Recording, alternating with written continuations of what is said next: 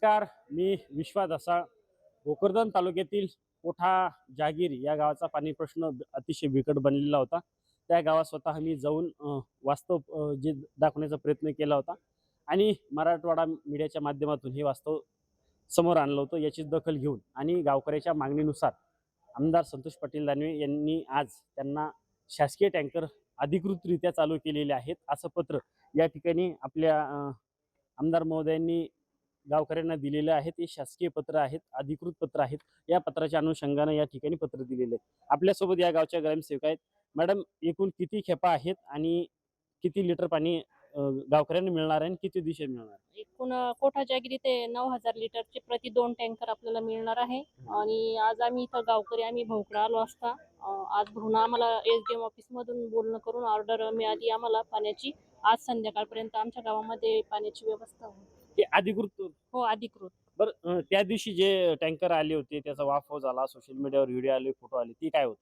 ते मी सरांना विनंती केली होती, कारण गावामध्ये पाण्याची खूप कंडिशन ही होती आणि महिलांची कोणीतरी सणासुदीच्या काळामध्ये महिलांचं म्हणणं होतं की आम्हाला पाणी टँकर द्यावं बुवा.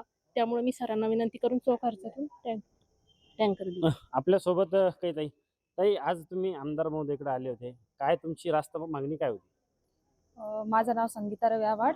आम्ही कोठ्याहून आलो आहे पाण्यासाठी. म्हणजे पाणी नव्हतं आमच्या गावामध्ये.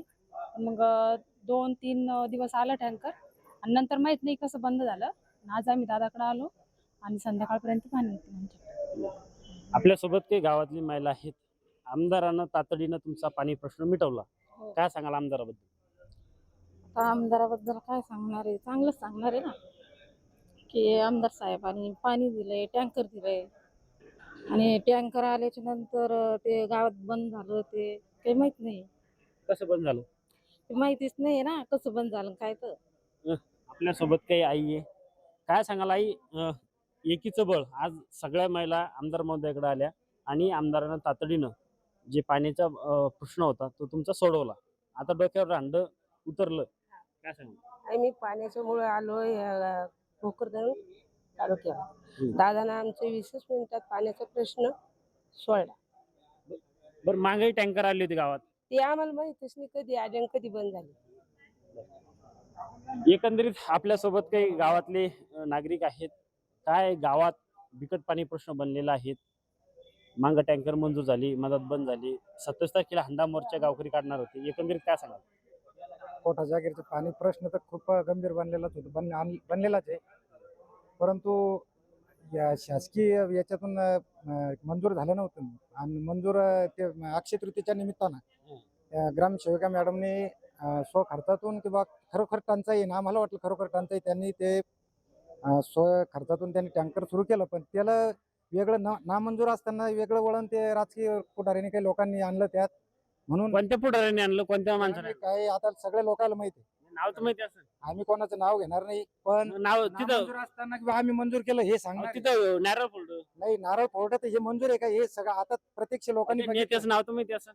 ते आम्ही कोणाचे नाव घेणार नाही, आम्ही नाव घ्यायचे नाही. फक्त राजकीय जे काही नसताना विनाकारण जर गावाला हे करतात तर हे करावं नाही त्या लोकांनी.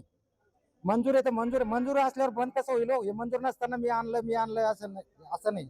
हे खरोखर आता भाऊने आम्हाला अधिकृतरित्या या ठिकाणी ऑर्डर दिलेली आहे आणि आता आजपासूनच चालू होणार आहे. आजपासून आता कोणी रोखू शकत नाही.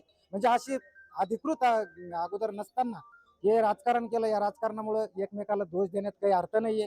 या खरोखर हे खोट्या गोष्टी, या खोट्या गोष्टी कोणा राजकारण्यानं करू नये. प्रत्यक्षात खरं काय हे एवढा अनुभव आणि त्या गोष्टीनं हंडा मोर्चा 27 तारखेला. हंडा मोर्चाला करता का? हंडा मोर्चा तुम्ही किती मोर्चे काढू शकता, पण अधिकृत इथे येऊन तिची ऑर्डर काढायला पाहिजे होती. मग नंतर आपण त्या कामाला लागायचं होतं. हे बळजबरी विनाकारण एकमेकाला द्वेषी करण्यात ते अर्थ आहे का? मंजूर नसताना मी मंजूर करून देतो, मी केलं म्हणून हे केलं. आज कसं आज 20 मिनिटात अधिकृतरित्या भाऊनी ऑर्डर काढून तुम्हाला सगळ्याला प्रश्न मिटवला. असे प्रश्न मिटवले गेले पाहिजे ना. हे खरं तर सत्तेपुढे शहाणपणा चालत नाही. अधिकृतरित्या माननीय आमदार संतोष पाटील दानवे यांनी उपविभागीय अधिकारी यांच्या सहीचं, स्वाक्षरीचं अधिकृतरित्या पत्र देऊन गावकऱ्यांना अधिकृतरित्या पाणी दिलेलं आहे. यांच्या बोलण्याप्रमाणे आकाजीच्या दिवशी जे टँकर आले होते ते ग्रामसेवक मॅडम यांनी सणाच्या दिवशी टँकरमध्ये डिझेल टाकून ते पाणी आणलं होतं. मात्र हे जे गावचे माजी सरपंच हे त्या पुढाऱ्याचं नाव घ्यायला की तयार नाही आहेत. ज्या पुढाऱ्याने नारळ फोडलेला आहे तो व्हिडिओ आपण आता याच्यामध्ये चालवणारच आहे. ते पुढारी कोण आहेत? मी विश्वास दसाळ, मराठवाडा मीडिया, भोकरदन.